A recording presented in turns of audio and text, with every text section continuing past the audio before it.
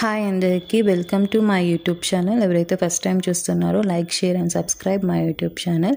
ఈరోజు వీడియోలో లో బడ్జెట్లో ఇండోర్ ప్లాంట్స్ మెయింటెనెన్స్ ఎలానో చూద్దామా. మేము ఫైనల్గా ఎన్నో రోజులు ఇంకా అనుకుంటున్నాము ఈ ట్రీస్ తీసుకోవాలి, ప్లాంట్స్ తీసుకోవాలి అనేసి. త్రూ ఇన్స్టామార్ట్ ద్వారా మేము తీసేసుకున్నాము. ఇంకా ఒక 3 ప్లాంట్స్ తీసుకున్నాము. ఒకటేమో స్నేక్ ప్లాంట్, ఇంకోటేమో lucky bamboo plant and jade plant అనమాట.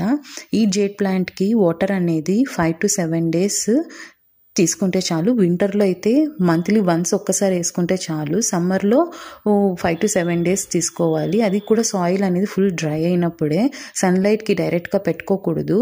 విండో దగ్గర లైట్ తక్కువ ఉన్నా కూడా చాలు. అండ్ ఇది బెడ్రూమ్ అండ్ వాష్రూమ్ ఏరియాలో పెట్టుకోకూడదు.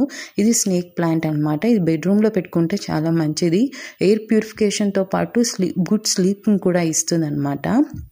అండ్ దీనికి వాటర్ కంటెంట్ అనేది 10 to 15 days అండ్ దీనికి లో లైట్ ఉన్నా కూడా సరిపోతుంది, బాగా గ్రో అవుతుంది. ఇది బ్యాంబూ ప్లాంట్. ఈ బ్యాంబూ ప్లాంట్ని లక్కీ ప్లాంట్ అని కూడా అంటారు.